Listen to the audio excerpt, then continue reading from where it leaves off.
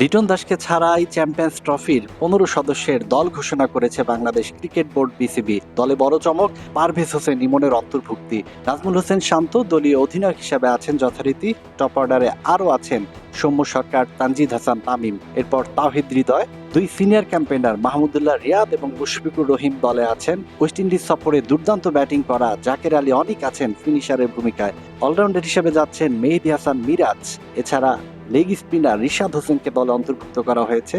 4 জন পেসারকে নিয়ে দল সাজিয়েছে বাংলাদেশ।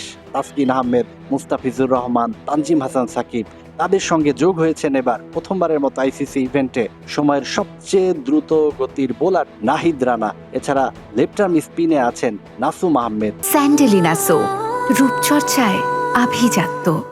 এ হচ্ছে বাংলাদেশের 15 সদস্যের স্কোয়াড আসন্ন চ্যাম্পিয়ন্স ট্রফির জন্য।